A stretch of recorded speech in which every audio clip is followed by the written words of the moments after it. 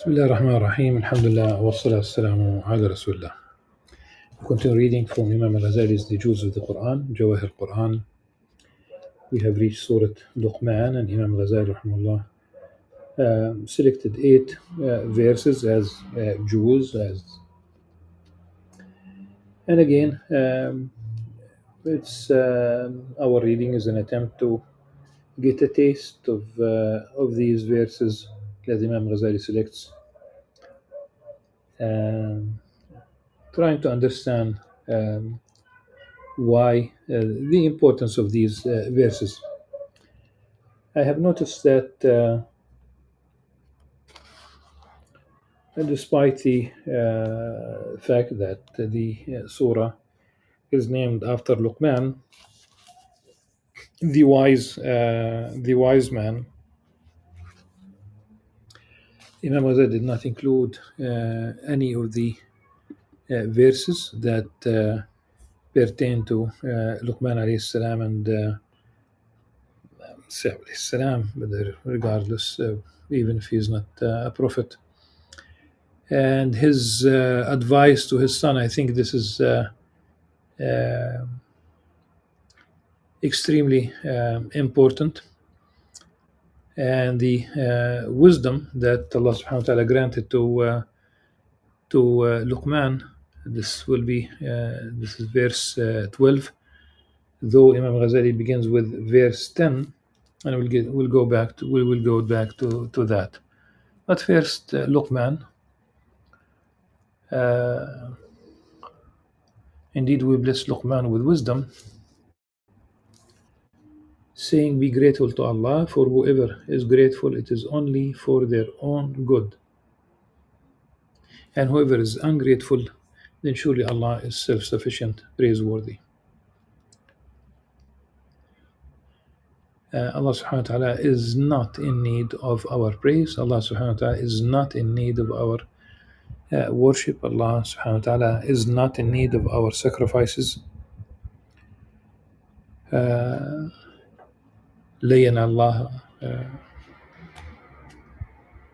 لحومها ولا دماؤه ولكن يناله التقوى منكم. That really is the act of piety, submitting to the will of Allah subhanahu wa ta'ala, and but being thankful. And really the best way to be thankful, inshallah, and I'm really relying on Imam Al-Ghazali, since we talk about there's a book in Ihya Ulumuddin that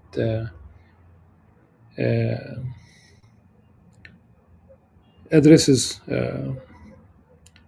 patience and gratitude. The best way to be grateful to Allah subhanahu wa ta'ala is to use His ni'mah, what He has bestowed on you personally, and that which He has bestowed on us as humanity. Of course, here we talk about using that in the way Allah subhanahu wa ta'ala, in a way that would please Allah subhanahu wa ta'ala. And not to invent ways, not on our terms. Let's put it this way: do not worship Allah subhanahu wa ta'ala on your own terms. So, for example, when you are willing to pray, you are willing to fast, but you are willing to perform pilgrimage, but once it comes to usury, to interest, you will turn an eye, and you'll start justifying that not on your own terms.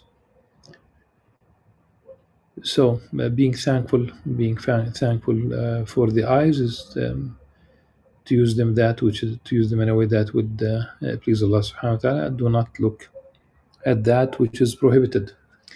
No pornography, but also not looking lustfully.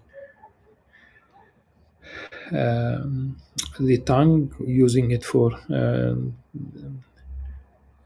to advocate the good, to prohibit evil, to spread the message of Islam, to speak beautifully, to all the beautiful things, and no no blasphemous statements, no insults, no lying, no false witnessing, no backbiting, etc. And you use your hands for every external organ that you have. You would use it in a way that would please Allah subhanahu wa ta'ala. That's being thankful. And the same thing, if He granted you wealth, the same story. Knowledge, it's the same story. You would use it. You are very smart. You use your smartness, that which Allah subhanahu wa ta'ala has bestowed on you, your IQ, for the for your own good, but for the good of the society, and always in a way that would please Allah subhanahu wa ta'ala. And thereafter, Luqman addresses his own son. And remember, Luqman said to his son while advising him, "Oh, my dear son, Ya Bunay." Where do you get the notion of dear? Ya Bunay is, oh my son, oh dear son. Ya Bunay, this way of addressing, there is a reciter of the Quran. His name is Islam Subhi, a young reciter. I think he's Egyptian at any rate. When he recites this particular verse and he says, he reaches Ya Bunay, you can see that he in as if he's inserting all that kind of fatherly love in the same thing about Sayyidina Nuh alayhi salam when he addressed his son, asking him to hop into the ark, but his son insisted on resorting to a high mountain. But he told him, Ya Bunay yarkam ma'ana. This Ya Bunay is in both cases, but of course in the case of Nuh alayhi salam, he knows that this is it. This is it. His son wanted to resort to a high mountain. He wanted to resort to the material realm against divine will. And Sayyidina Nuh alayhi salam knew that on that particular day, the flood would cover every single part of that. It'll be impossible for him to survive the flood. And the Quran says that this is it, that the waves came in between and his son drowned in the flood.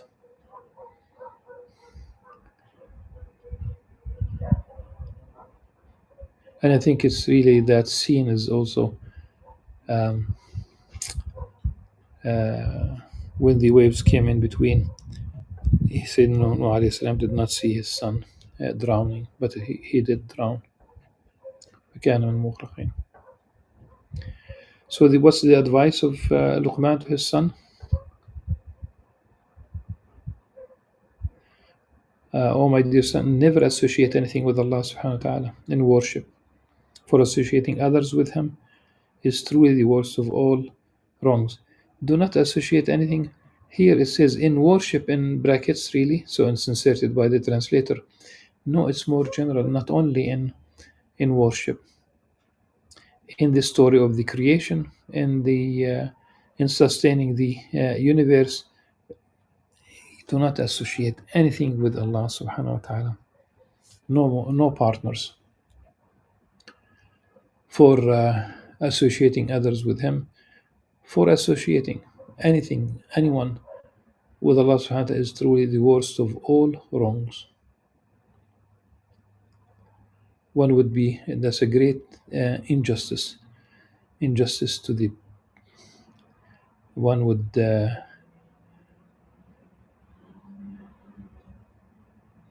and the in the Quran this dhulm is shirk in itself is the dhulm.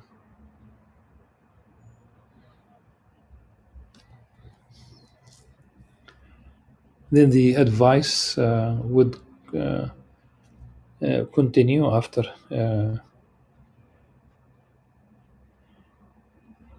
couple of verses, though it calls on people in general to be kind to their uh, to parents, and to be thankful to your parents. The only thing is that if they ask you to associate anything anyone with Allah subhanahu wa ta'ala, don't be good to them. Keep their company in this world. وصاحبهم في الدنيا معروفة. And follow the way of those who turn to me in devotion. Then to me you will all return, and then I will inform you of what you used to do. Uh,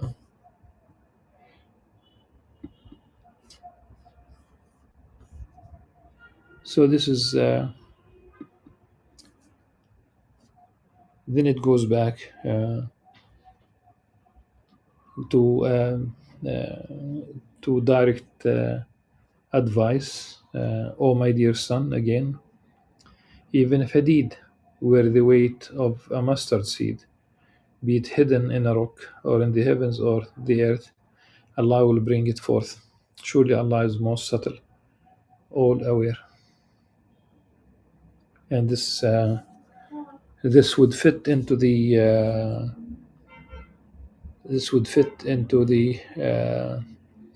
or when Imam Al-Ghazali in the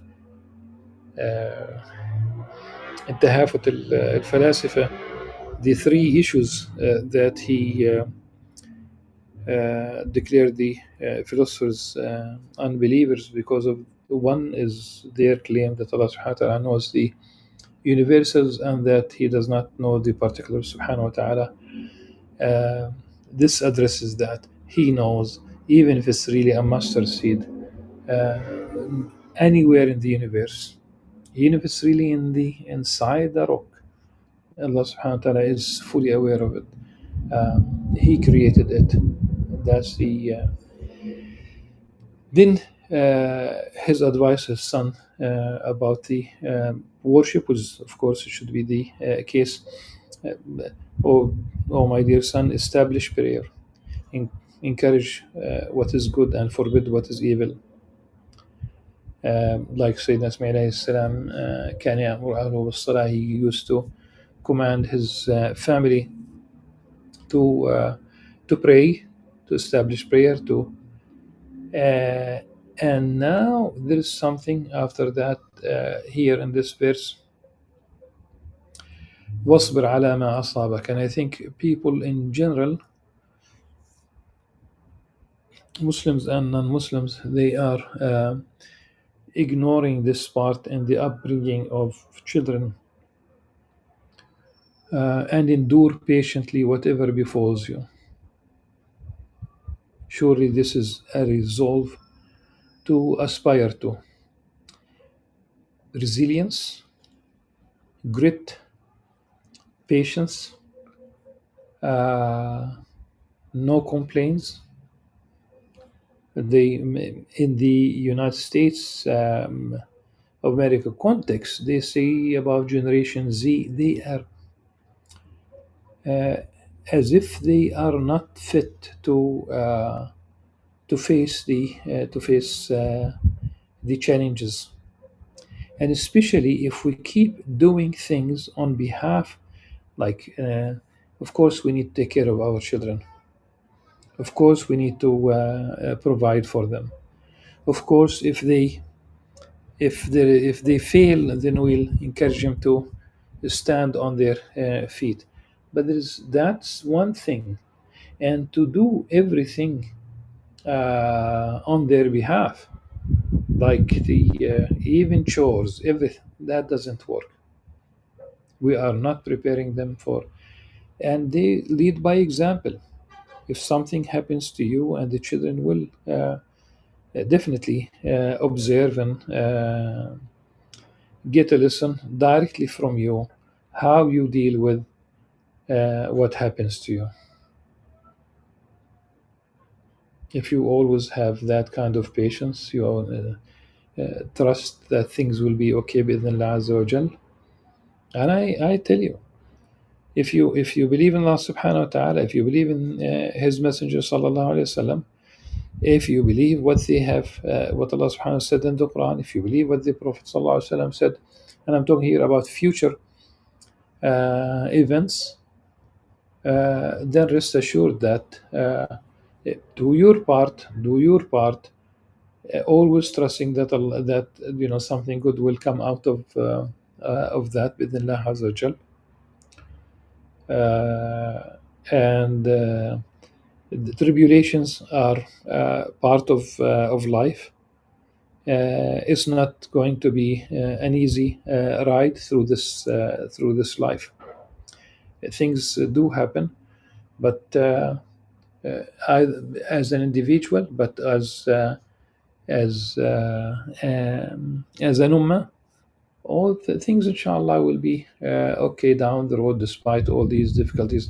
But of course there are certain things that we need to do. Again, there are certain things on the individual level, but then uh, on a larger scale, when we talk about the fate of this ummah, which should be united for the future of humanity, for the Islam is the uh, uh,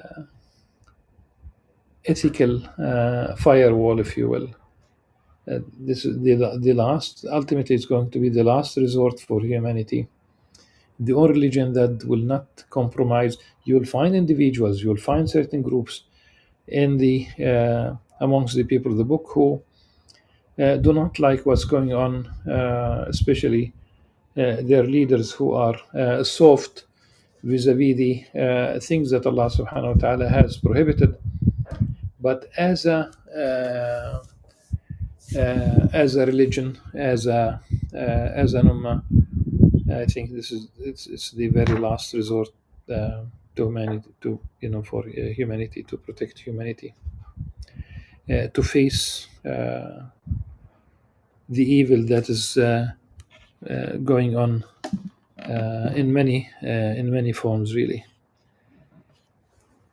And then again, back to ethics, morality, manners. Um, he continued addressing his son, and do not turn your nose up to people, nor walk pridefully upon the earth. Surely Allah does not like whoever is arrogant, boastful. Be moderate in your pace, the way you walk, uh, and lower your voice. Don't be loud. For the ugliest of all voices is certainly the braying of donkeys. You think that people don't have the ability to raise their voice, but they don't. But they don't. Lower your voice. Lower your voice. So this is really the advice that Luqman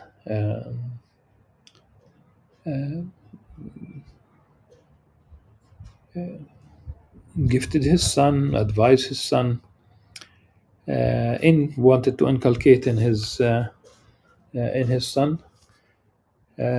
Since the surah is named after Luqman, then I think it's important. Allah subhanahu wa ta'ala wa alam. Then we go back to verse number 10, and it is extremely important in ways that we might not even expect.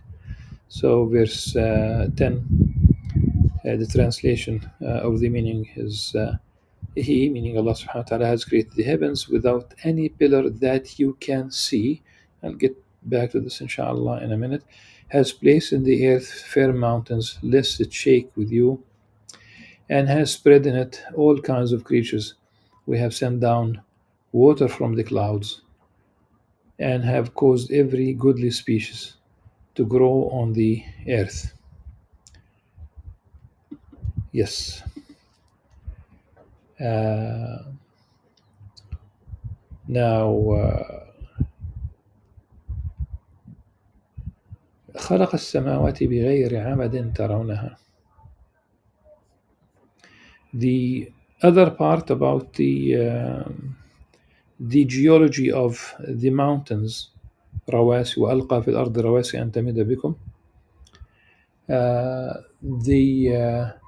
The mountains here رواسي, remember that the word for for anchor in English is mirsa. In Arabic, I'm mentioning this to just simply explain rawasi. Rasa yarsu, when a ship really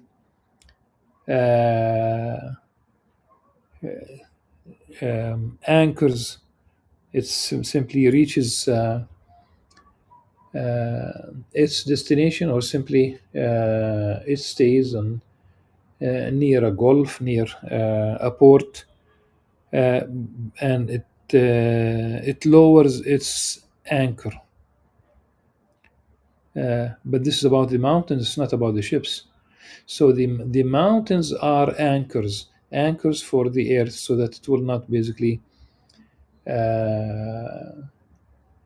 it will not and tamida bikum, really, so it does not shake with you. It's basically it will not move a lot. It's going to shake. There will be earthquakes. Without these mountains, the tectonic plates will move. They'll be on the loose, in a sense. You will be dizzy. You will. It's going to be very shaky. It's going to be very scary. But going back to the first part now, خلق السماوات بغير عمد ترونها. Either you concentrate on بغير عمد, or you concentrate on ترونها, or both. Allah subhanahu wa ta'ala created the heavens, and بغير عمد ترونها,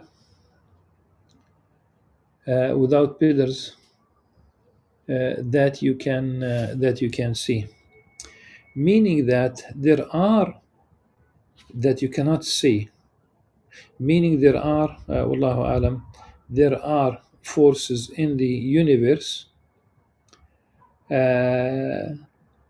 that keep the universe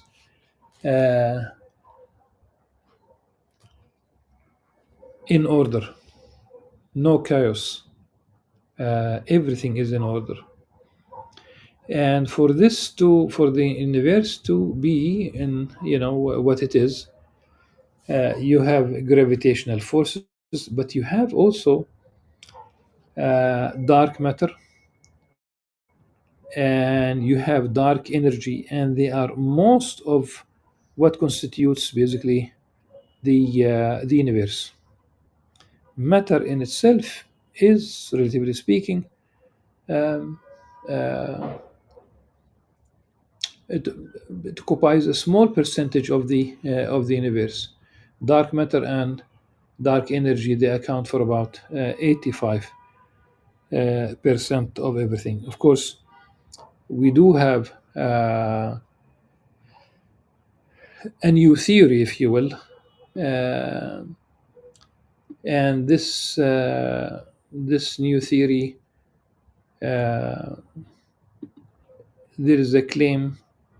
First of all, this astrophysicist, this scientist from the University of Ottawa in Canada, Rajendra Gupta, he practically doubled the age of the universe, which could be the case. That's not really the issue. So from 13.6 billion years now, 20, almost basically 27 billion years, but that's not the issue here. The issue is, he says that there is no need for dark matter or dark energy, for the universe to exist. That's his uh, that's his theory, along with the tired light theory. Uh, the This debate is not new, but again, I thought that since it says بغير عمد ترونها, either it's basically the denial of the pillars, the forces in the universe uh, that people, when you talk about this universe, then people, simple people, would like to see physical pillars in front of their eyes, but that's not going to be the case. I thought this is, and the verse still has two, at least two other elements. It is creating the animal kingdom, and basically causing the skies to rain, and Allah subhanahu wa ta'ala created with this rain the pairs of all these beautiful uh, uh, plants to grow on earth.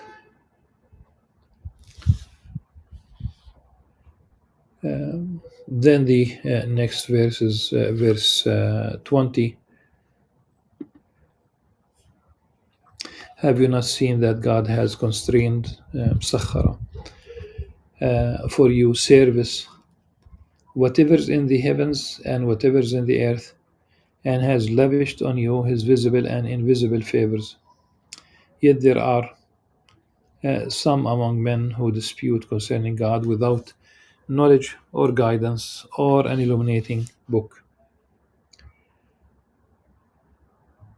ألم تروا أن الله سخر لكم ما في السماوات وما في الأرض وأسبغ عليكم نعمه ظاهرة وباطنة ومن الناس من يجادل في الله بغير علم ولا هدى ولا كتاب منير. The universe has been constrained to service, either directly, say for example the energy that we get every day from the sun, and we emit almost the same amount of energy. The light of the moon, but not only the light, the gravitational force of the moon. The tide, for example, is associated with the moon. The larger planets in our solar system that keep us in place, they pull also. So there are certain things that we know about how the universe is serving us, and I'm sure that the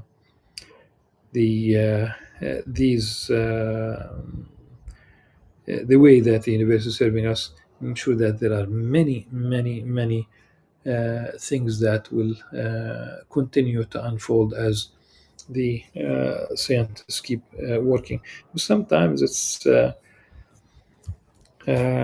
it's interesting, but it's a bit silly.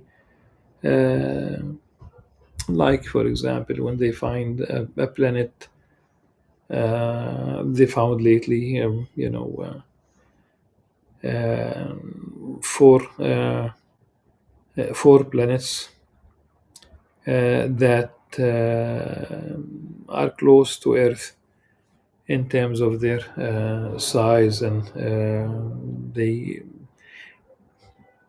But who's going to go across thousands of light years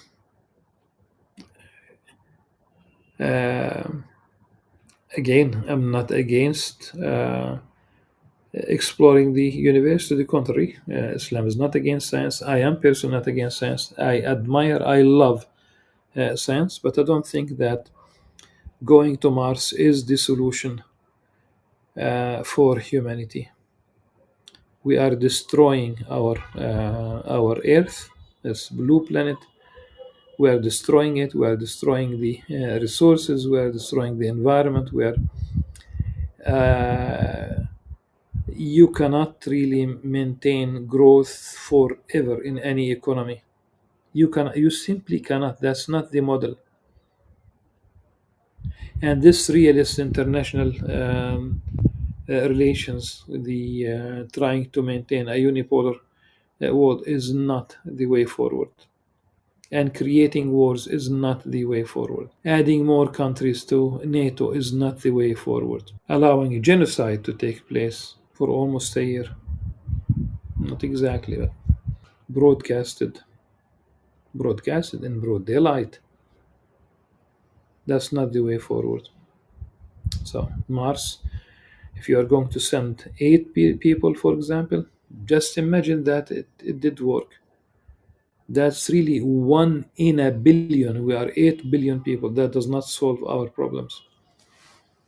That does not solve our problems. Or finding a planet which is that is practically all diamond. And again, we talk about uh, thousands of light years away. So what good is it? Even if it's really next door, even if it's really the moon. Imagine that the moon is all diamonds. So what? But the universe is loaded with services in ways that we might not understand. The To God belongs whatsoever is in the heavens and the earth. Surely God is the self-sufficient, the all-laudable. If all the trees in the earth became pens, and the ocean reinforced by 7 oceans became ink for writing down the words of God, his words would not be exhausted. Surely God is almighty, all wise, omnipotent. Subhanahu wa ta'ala. Your creation and your being raised up on the day of judgment are only like that of a single person. Surely God is all hearing, all seeing. Do you not see that God makes the night pass into the day and makes the day pass into the night, and has constrained the sun and the moon into service, each pursuing its course during an appointed term, and that God is fully aware of what you do? That is because God is the true Al-Haq. And that which they, meaning the idolaters, those who associate worship idols directly, call apart from Him, is false. And because it is God who is the all high, all great, do you not see the vessels sail on the sea by the grace of God, that He may show you of His signs? And that are indeed signs for every steadfast, grateful person.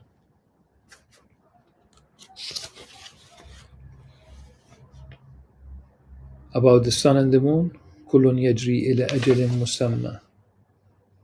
In a different context, والشمس تجري لمستقر لها. There is an appointed time for every single thing in the universe.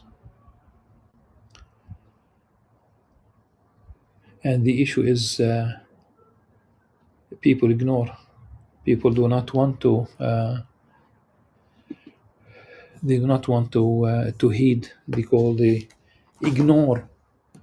Literally, they ignore this aspect that this life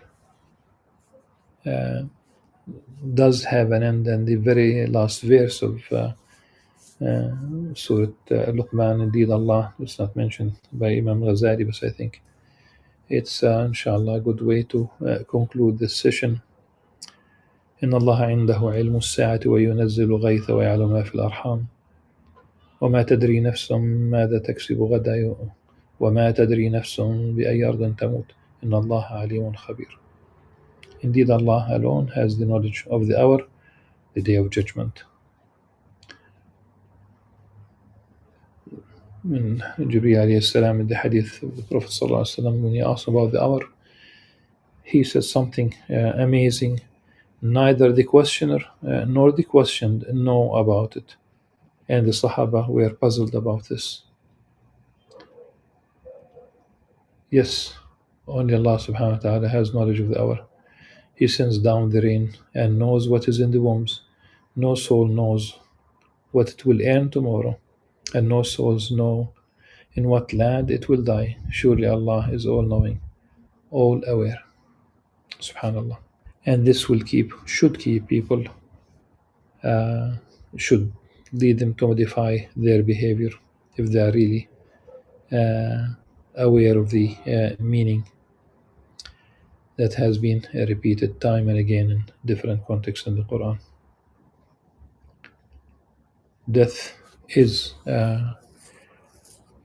you run away from it, and it's not that it follows you, it's there to welcome you wherever you go, in whatever land. Until the next session, inshallah. Subhanakallah wa bihamdik. Ashhadu an la ilaha illa anta astaghfiruka wa atubu ilayk. Wassalamu alaikum wa rahmatullahi wa barakatuh.